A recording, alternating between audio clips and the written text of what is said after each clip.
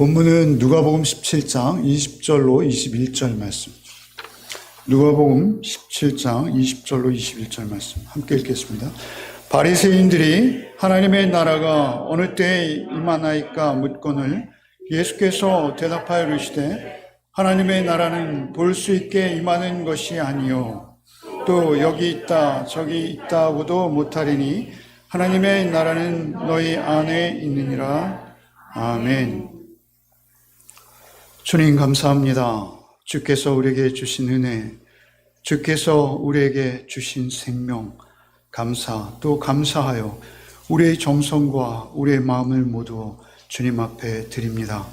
주께서 이 적은 물질 받으시고 우리의 삶 전체를 흠양하여 주셔서 우리의 삶 전체가 주님 앞에 주와 온전히 동행할 뿐만 아니라 주께 산 제사의 삶 이룰 수 있도록 주 우리 가운데 늘 함께하여 주옵소서. 이 시간도 오직 주님의 말씀을 사모함으로 주 앞에 나갑니다. 주여 우리를 그 피로 씻기시고 깨끗하게 하사 주님 앞에 정갈한 마음으로 주의 말씀 받게 하여 주옵소서. 오직 주의 말씀만 우리에게 소망이 오니 그 말씀 앞에 더욱 진지하고 또 충성되이 설 수 있는 시간 되게 하여 주옵소서. 예수 그리스도의 이름 받들어 기도하옵나이다. 아멘. 오늘 본문은 굉장히 짧죠. 그러나 굉장히 깊은 의미를 가지고 있습니다. 이 본문을 이해하기 위해서는 이 본문은 짧습니다만 우리가 문맥을 좀 이해할 필요가 있습니다. 문맥을 살필 필요가 있습니다. 이 본문은 한 가지 주제입니다. 하나님의 나라이죠. 이 하나님의 나라로 이어지는 문맥이 있다라는 사실입니다. 여러분 오늘 우리가 읽은 17장 20절부터 18장 8절까지는 동일한 하나님의 나라를 주제로 한 내용입니다. 20절과 21절은 현재 임하는 하나님의 나라, 현재적으로 우리에게 임하는 하나님의 나라, 그리고 22절부터 17장 마지막 절까지는 예수 그리스도의 재림, 곧 예수께서 우리에게 다시 오실 때 미래적인 모습의 하나님의 나라에 관련해서입니다. 그리고 18장 1절로 8절 말씀, 소위 우리가 과부 재판관의 비유로 알고 있는 이 말씀은 과연 하나님의 나라로서 하나님의 나라 안에서 우리가 살아갈 때 과연 성도의 삶은 어떻게 이어져 가는가라는 점에서 하나님의 나라라는 주제 안에 있다라는 사실입니다. 오늘 짧은 본문이지만 좀 구체적이고 상세하게 살펴보도록 하겠습니다. 먼저 20절 말씀을 한 목소리로 같이 한번 다시 읽겠습니다. 바리새인들이 하나님의 나라가 어느 때에 임하나이까 묻거늘 예수께서 대답하여 이르시되 하나님의 나라는 볼 수 있게 임하는 것이 아니요 20절만 읽겠습니다. 먼저 등장하는 것은 바리새인들입니다. 그들이 묻고 있는 것은 하나님의 나라는 언제 임하는 것입니까? 라고 묻고 있는 것이죠. 하나님 나라가 임하는 때를 묻고 있는 것이죠. 하나님의 나라가 어느 시기에 임합니까? 라고 묻고 있는 것이죠. 그들은 하나님의 나라를 분명히 언급하고 있습니다.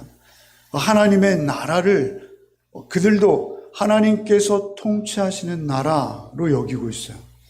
여러분 우리도 나라를 빼앗긴 적이 있지 않습니까? 우리의 3.1절은 얼마 지나지 않았습니다만 우리의 애국 선열들, 우리의 그 조상들 얼마나 일제로부터의 독립을 간절히 소원했습니까?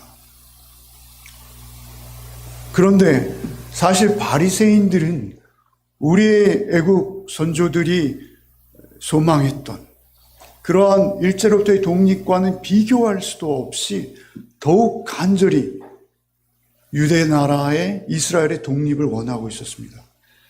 그런 어떤 사회적, 이념적 그런 맥락이 아니라 그들은 종교심, 특별히 하나님께서 세우신 신정국가, 하나님의 나라라는 측면에서 우리가 바라던 독립과는 오히려 더 비교할 수 없을 정도의 간절함으로 정말 생명을 다해서 그 나라의 독립을, 그 나라의 임함을 기다리고 있었어요.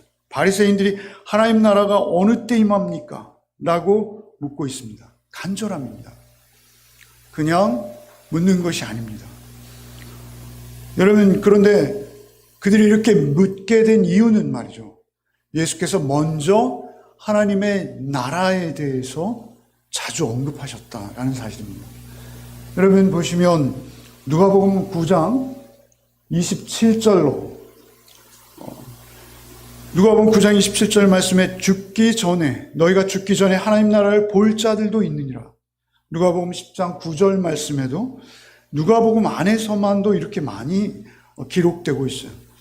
하나님 나라가 너에게 가까이 왔다라고 선언하시고, 누가복음 10장 11절에는 하나님 나라가 가까이 온 줄 알라라고 말씀하시고, 누가복음 11장 20절에는 하나님 나라가 이미 너에게 임하였다까지 말씀하시는 것이죠.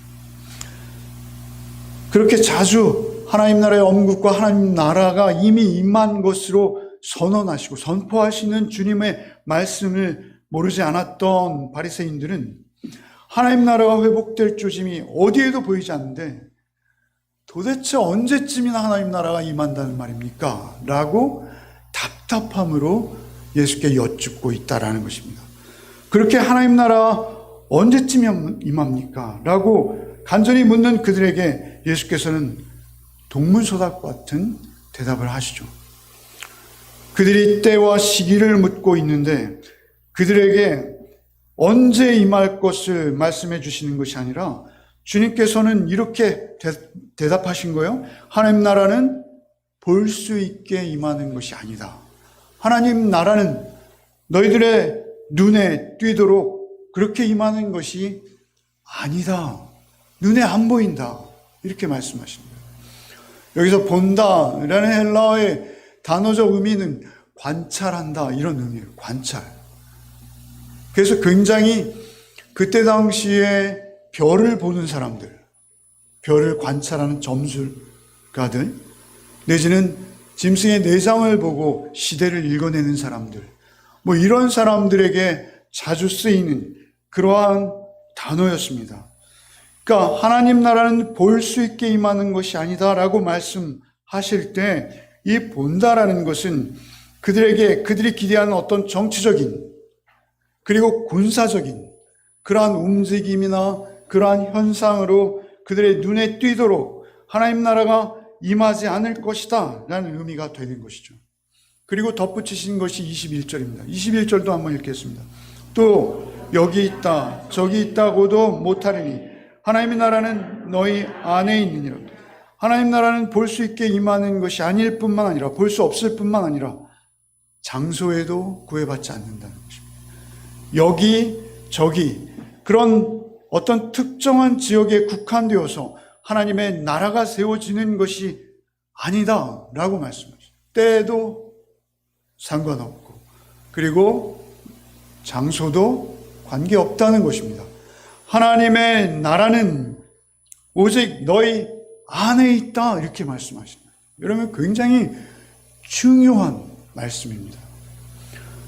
우리 번역에는 그냥 하나님 나라는 너희 안에 있느니라 이렇게 번역되어 있습니다만 헬라 원문에 보면 이두 이렇게 기록해요.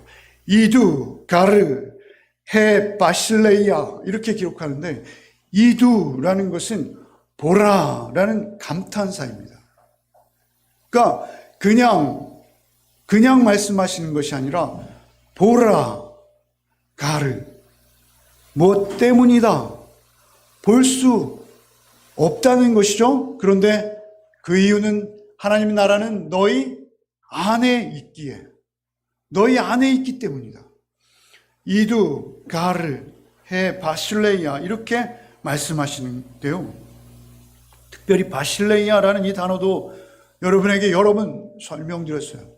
왕국입니다. 왕국.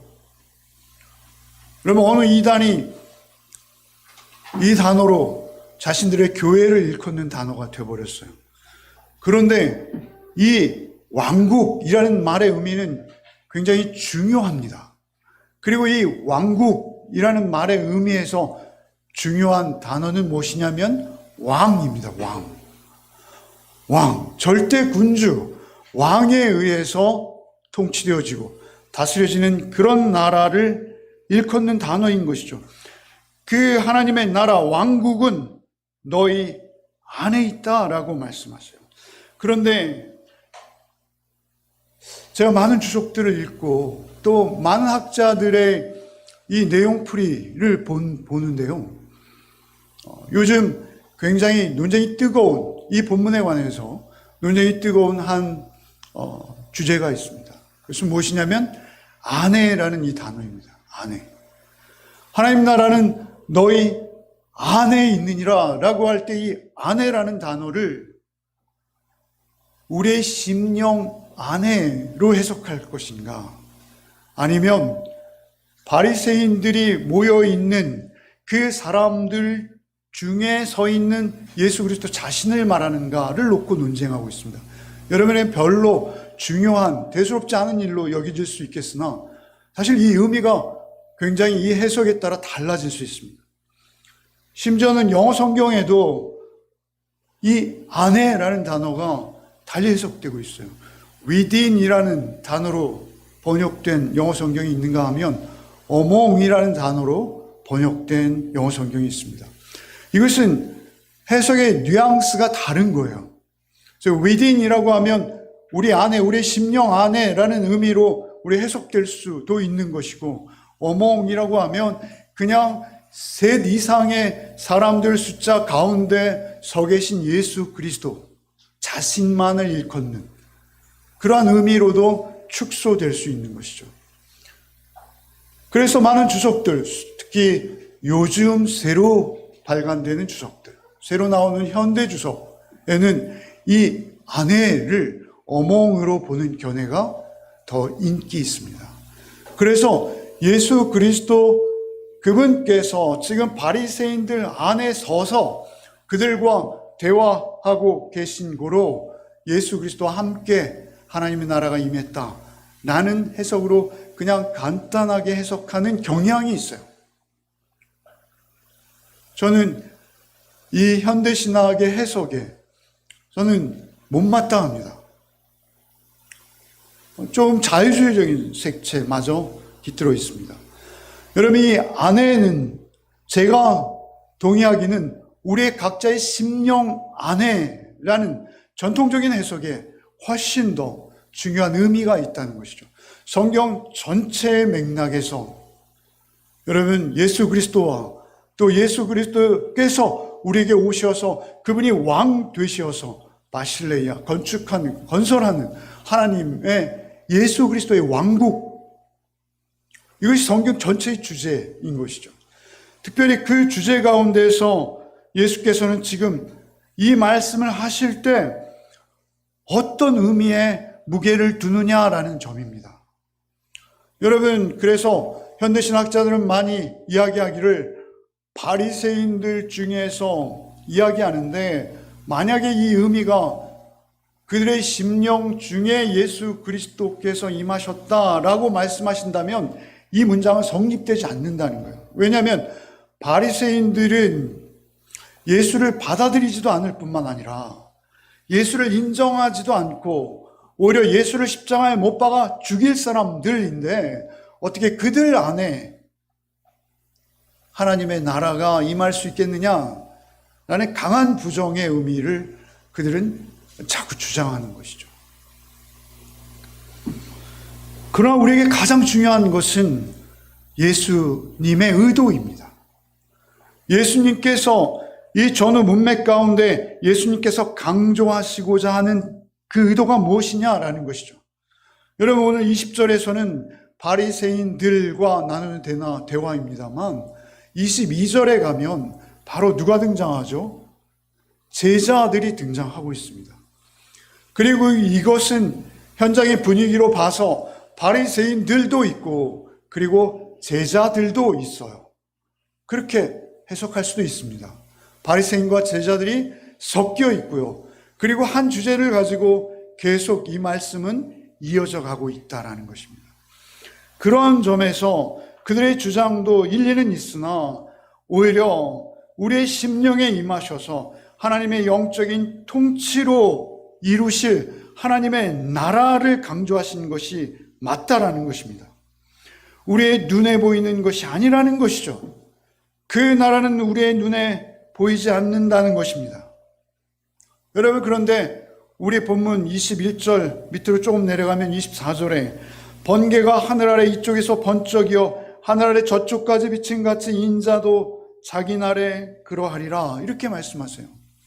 그러니까 하나님의 나라, 지금은 우리가 현존하는 우리의 사람들의 상관 관계 속에서는 하나님의 나라를 볼 수 없으나, 그러나 하나님의 나라가 실제적으로 온전히 임할 때는 누구도 부정할 수 없고 누구도 외면할 수 없는, 그래서 어디에서든, 심지어 한국에서든 지구를 뚫고 반대편에 있는 뉴질랜드에서든 누구도 부정할 수 없도록 하늘에 번개가 번쩍이듯이 순식간에 하나님의 나라가 임할 수 있다, 임하는 것이다, 하나님 나라는 그렇게 임할 것이다 라고 예고하시는 것이죠. 그러니까 하나님의 나라는, 사실 현재적으로 임하는 하나님의 나라는 우리의 눈에 가현적으로 볼 수 있도록 가시적으로 그렇게 임할 수밖에 없다라고 말씀하신다라는 사실입니다. 그렇다면 여기서 지금 이 20절에서 강조하시는 우리의 눈에 볼 수 없는 나라, 우리가 관찰할 수 없는 나라, 그것은 문맥 중에서 예수께서 강조하고자 하시는 것은 영적인 하나님의 나라, 우리 안에 임하시는 그리스도께서 왕권을 가지시고 우리를 통치하시고 다스리시는 그 나라를 의미하는 것입니다. 그러니까 이 의미적으로 볼 때 이 말씀 무엇이냐면 우리 각자에게는 우리 나라가 있다는 거예요.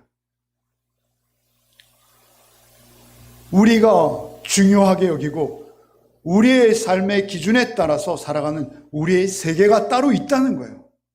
우리 각자에게는 각자의 나라가 따로 존재한다는 거예요. 그러나 하나님의 나라는 예수 그리스도를 받아들이고 예수 그리스도의 통치 안에 순종하며 복종하는 자 안에 이루어진다라는 것입니다. 그 해석이 더 맞는 거예요. 여러분, 의미를 나눌 때 17장 20절부터 18장 8절까지 하나님의 나라를 주제로 관통한다라고 말씀을 드렸습니다만, 사실은 말이죠, 문맥적으로 볼 때 그 앞에, 바로 20절 바로 앞에 나오는 사건이 무엇이죠? 여러분, 어제 그리고 오늘 큐티예요. 열문둥이가 치유받은 사건이죠.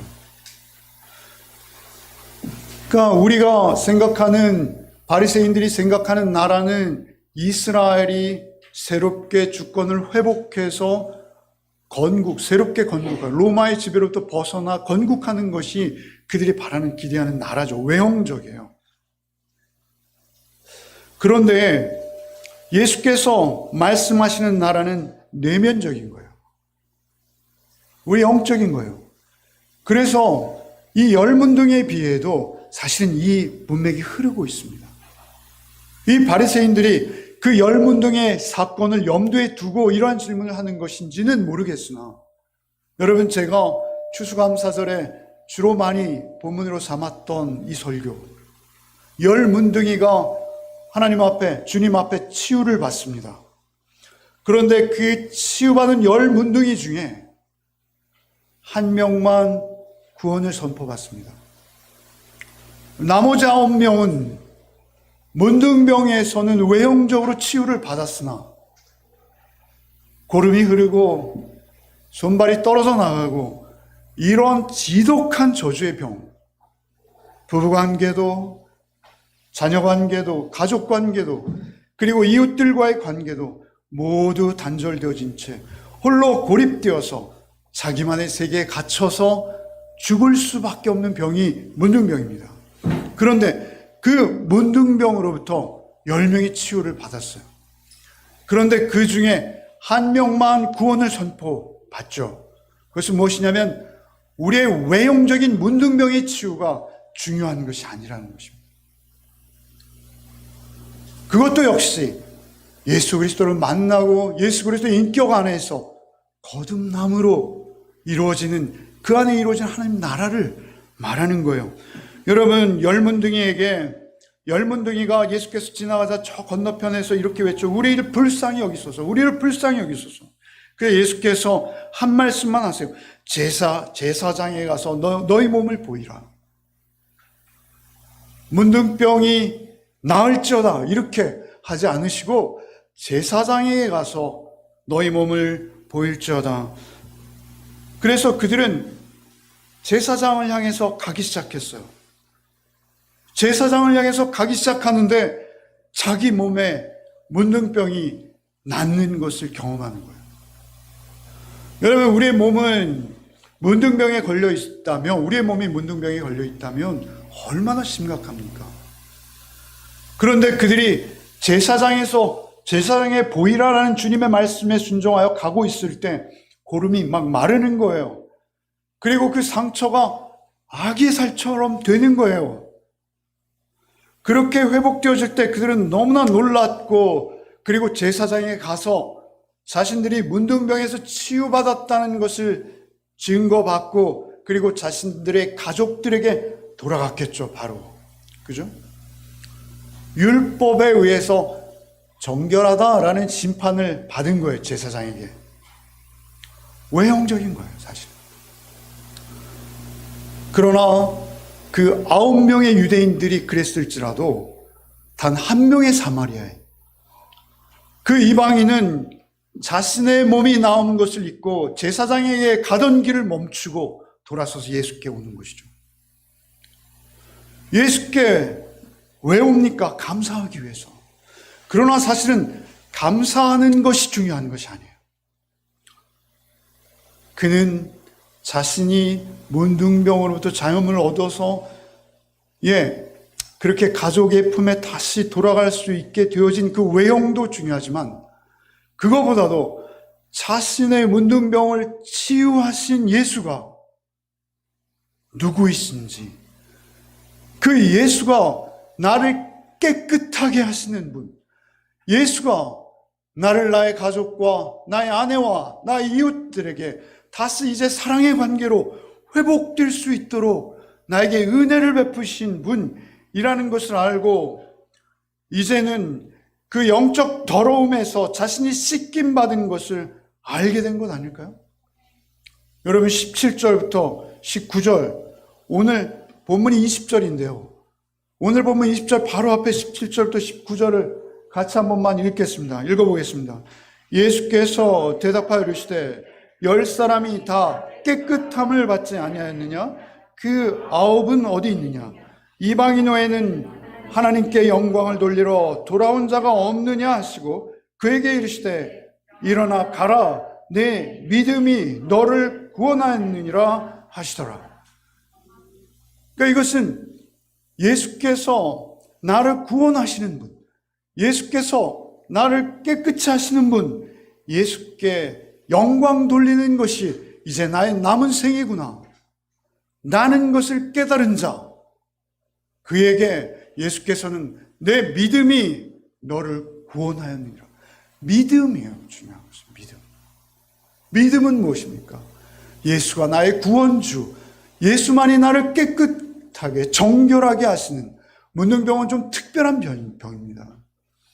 그것은 율법으로 깨끗함을 얻는 것이 아니라 예수 그리스도를 믿는 믿음 안에서만 얻을 수 있는 은혜라는 것을 그는 깨달은 것이 아닐까요?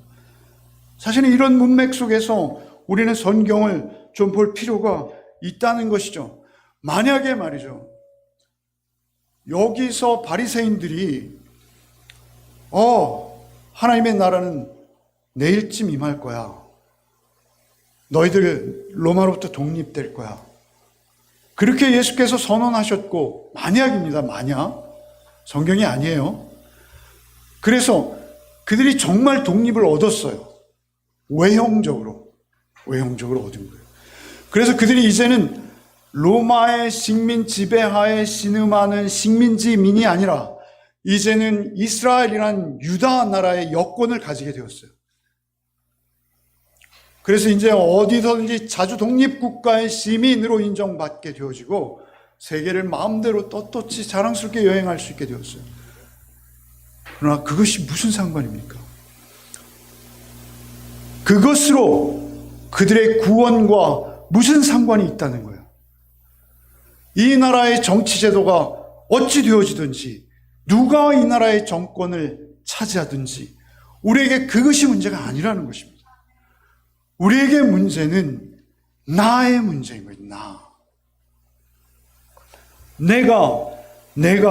내가 내 외형이 아니라 나의 겉모습이 아니라 나의 외부적인 더러움이 아니라 심지어는 나의 외부적으로 드러난 죄악도 문제가 아니라 중요한 것은 나를 깨끗게 하시는 하나님의 신비한 은혜를 나를 그 부정함으로부터 정결케 하시는 하나님의 구원을 내가 받은 자인가? 내 마음과 내 영혼으로부터 내 깨끗함을 주님으로부터 선언받았는가가 우리에게 가장 중요한 거예요. 그거 외에는 우리에게 중요한 건 없는 것입니다. 그래서 이 짧은 본문에 이어지는 본문의 내용은 또 무엇입니까? 오늘 우리가 20절과 21절 이후에 이어지는 내용은 무엇이냐면요, 이것은 외형적인 것이 아니라 우리의 영적인 거듭남에 관련된 말씀이에요. 여러분 이미 이제 큐티를 하시겠습니다만 노아의 이야기가 나오고 롯의 이야기가 나와요. 여러분 노아의 때에 심판받는 자들 여기 뭐라 하십니까? 먹고 마시고 장가들고 시집갔다 이렇게 기록하고 있어요. 먹고 마시고 장가들고 시집갔다. 그러다가 심판받았다는 거예요. 여러분 롯의 때에 심판받은 자들은 또 뭐예요? 동일하게 반복해요. 먹고 마시고 사고 팔고 심고 집을 지었다. 여러분 이게 죄입니까? 여러분 먹지 않고 마시지 않고 살 수 있는 자가 누가 있겠습니까? 누가 장가가고 시집가는 것을 중요하다 하지 않겠어요? 누가 자기의 등이라도 눕힐 수 있는 공간이 보장되는 것을 중요하다 여기지 않겠어요? 다 중요한 거예요. 우리의 삶의 필수적인 것입니다. 그런데 왜 이렇게 기록하실까요? 그게 우리의 삶의 전부가 되어서는 안 된다는 것입니다. 거기에 우리가 매여서는 안 된다는 것입니다. 우리가 그런 외형적인 것들, 우리의 눈에 보일 수 있는 것들, 여러분 롯의 처의 사건을 32절에 언급하시죠. 롯의 처를 기억하라. 롯의 처를 기억하라. 왜 기억하라 하십니까? 롯이 그 소돔과 고모라의 그 하나님의 경고의 말씀을 그 처에게 전했고 절대 뒤돌아보지 말라는 그 경고를 무시하고 뒤돌아본 거예요. 뒤돌아본 이유는 뭘까요? 하나님의 은혜로 내가 구원받는 그 사실보다 내가 준비해 놓은 나의 집, 나의 세간살이, 나의 처소, 나의 소유, 여러분 이것들이 자신의 마음을 붙들고 있는 거예요. 자신을 꽁꽁 묶고 있는 거예요. 그로 인해서 여러분 여기 더 웃지 못할 일이 있죠. 지붕에 있던 자가 자기의 세간살이를 생각하고 예수께서 임하시는 것을 하늘에서 번쩍 주님 우리 다 볼 수 있도록 하늘에서 하나님의 아들 예수께서 임하심을 알고도 급히 집으로 내려가는 거예요. 왜 내려갑니까? 너무 화려하게 꾸며놨거든요. 거기에 중요한 것들이 많거든요. 그거 잃어버리면 안 되거든요. 여러분, 그런데 우리가 다 그렇다는 것이죠. 여러분, 우리의 삶이 대동소이하다는 것입니다. 누가 거기로부터 자유할 수 있겠어요? 그런데 예수께서는 그것을 기억하라는 것입니다. 거기에 미련을 버리지 못하고 그것들이 너희를 옥죄이지 못하도록 하라는 것이죠.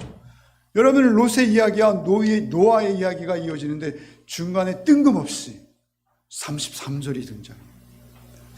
여러분, 33절은 우리 한번 읽어볼까요? 자막이 없어요. 있네요. 한번 읽어보죠. 읽어보겠습니다. 시작.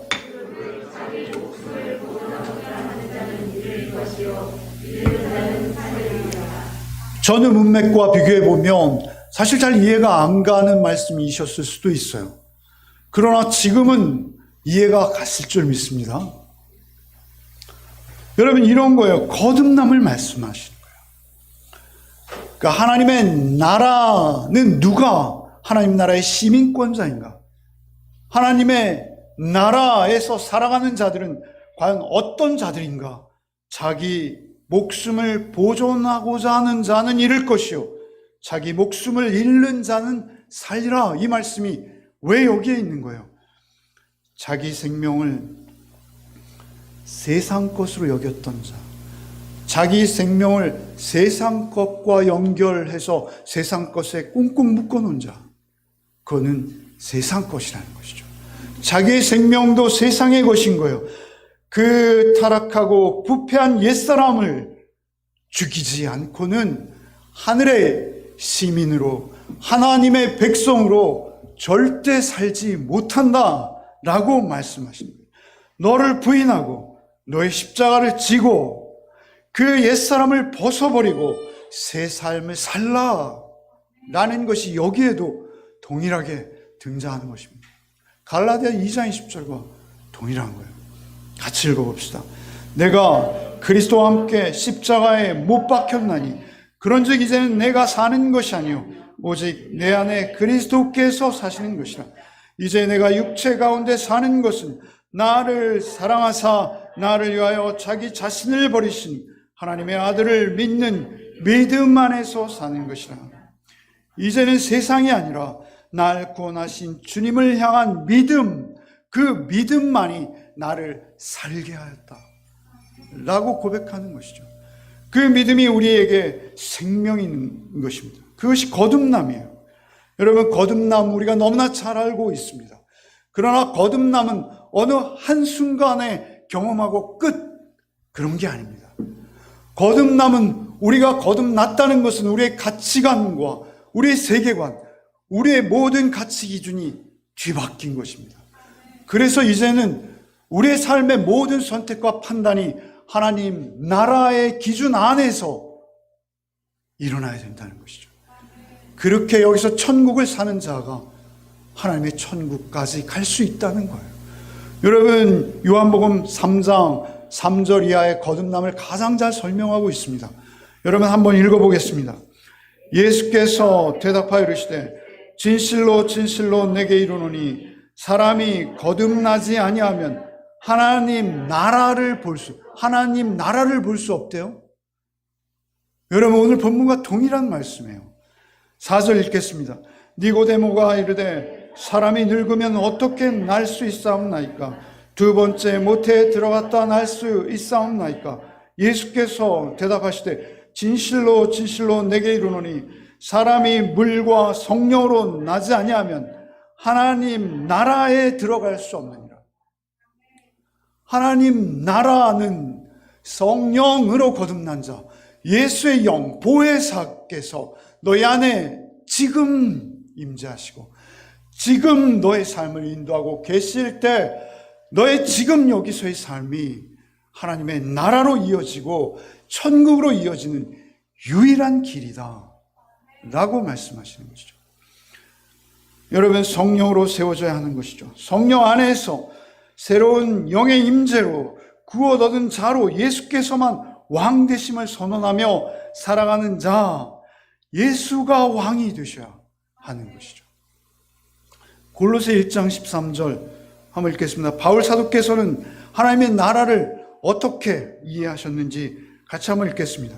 그가 우리를 흑암의 권세에서 건져내사 그의 사랑의 아들의 나라로 옮기셨습니다.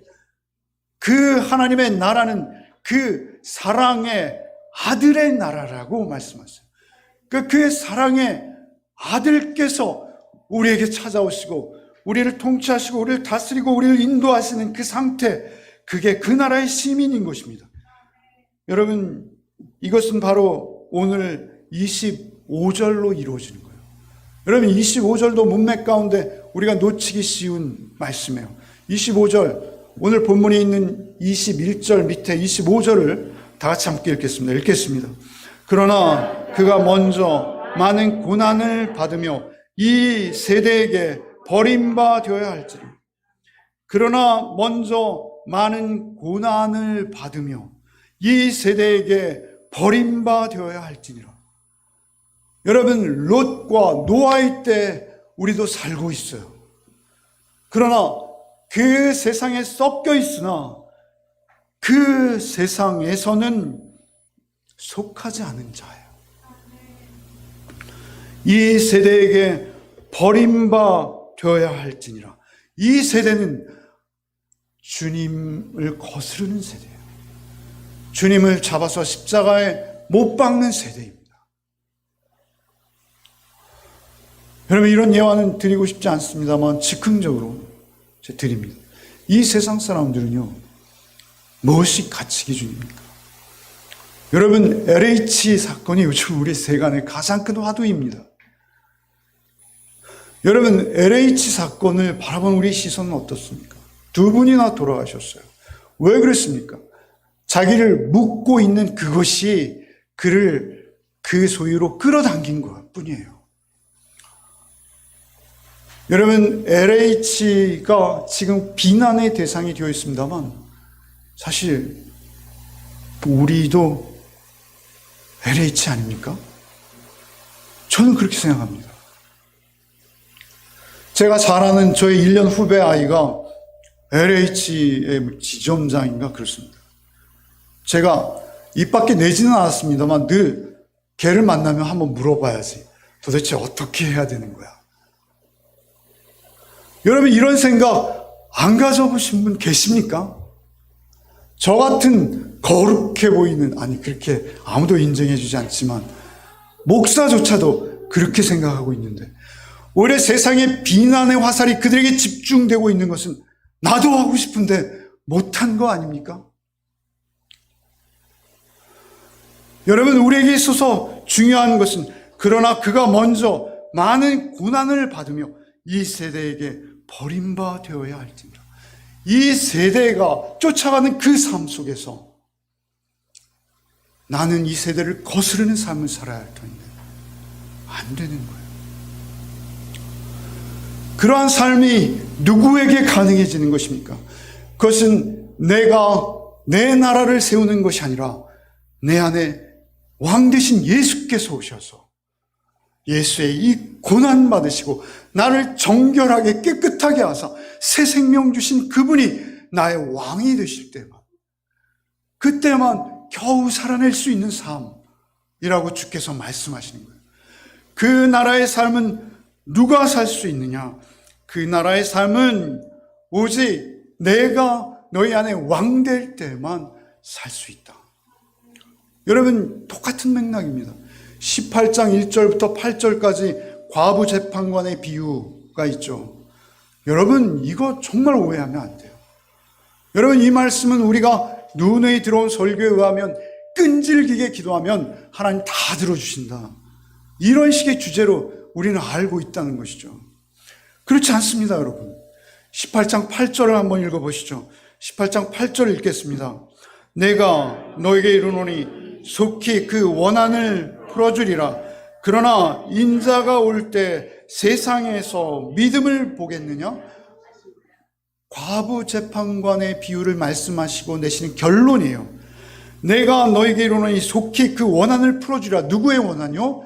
과부의 원한을 풀어주시겠다는 거예요.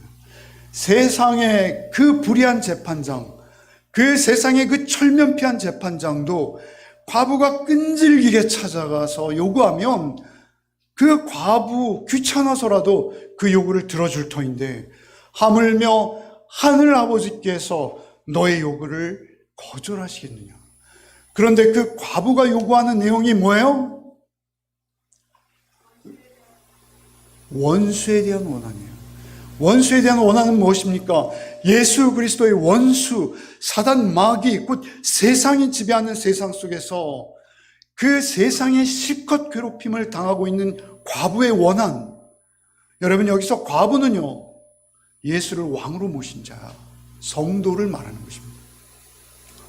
여러분, 여기서 과부는요, 여러분, 그 당시에 과부는 아무 힘이 없어요.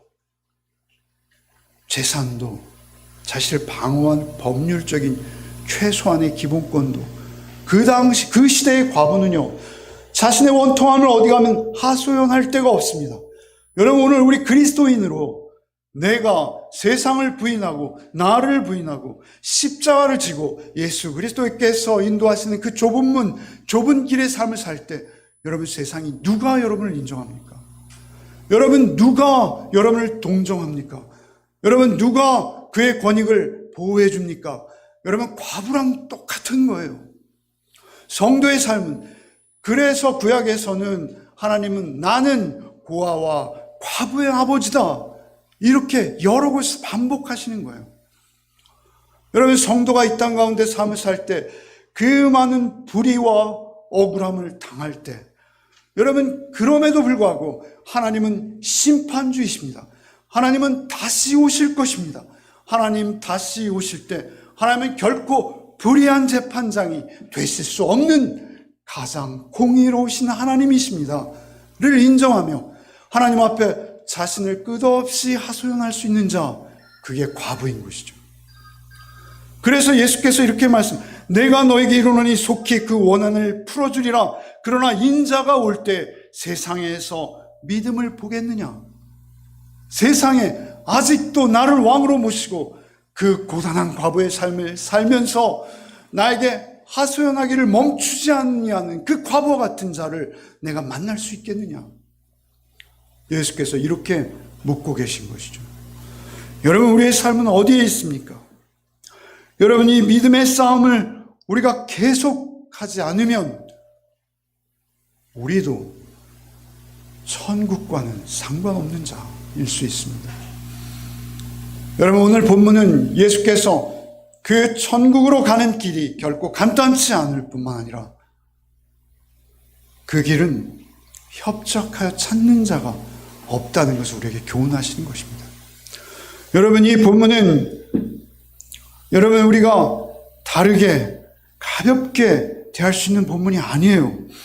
우리가 천국을 여기서 누리며 현재적 역사 가운데 예수 그리스도만이 우리의 왕됨을 늘 인정하며 살아가는 삶을 놓치지 말라는 말씀입니다. 여러분, 이런 삶을 살 때 여러분, 우린 자유한다는 거예요. 여러분, 주님이 우리의 왕이 되시면, 여러분, 오늘 사실 설교는 여기까지예요. 그런데 이 본문으로 한 설교들을 들어보면요, 또는 설교된 것을 제가 읽어보면요, 다 위로입니다. 위로. 그런데 우리 열매 맺는 교회만 이토록 잔인하게 설교를 끝내버리면 안 되지 않겠습니까? 그래서 제가 약한 마음에 성경 말씀 한 곳을 더 보겠습니다. 그게 어디입니까? 로마서 14장 17절. 같이 한번 읽겠습니다. 하나님의 나라는 먹는 것과 마시는 것이 아니요 오직 성령 안에 있는 의와 평강과 희락이니라. 이해되십니까?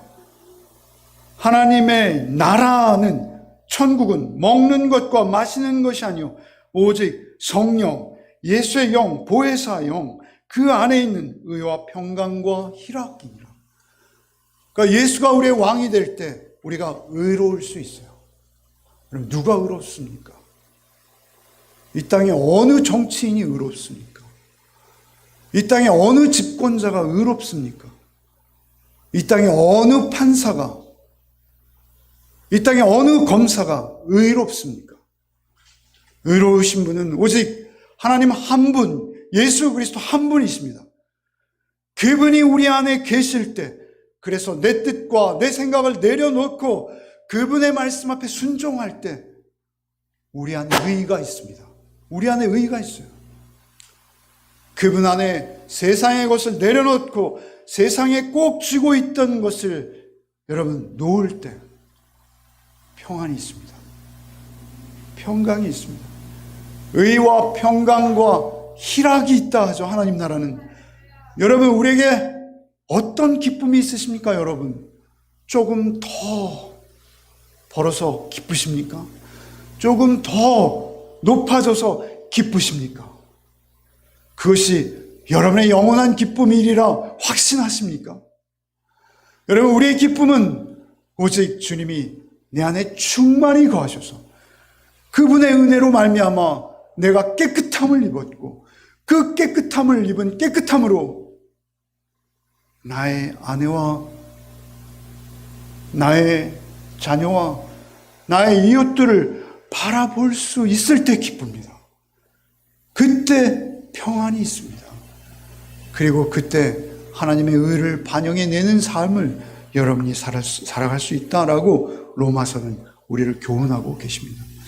여러분, 한 주간의 삶 속에서도 오직 하나님의 나라를 살아내시기 바랍니다.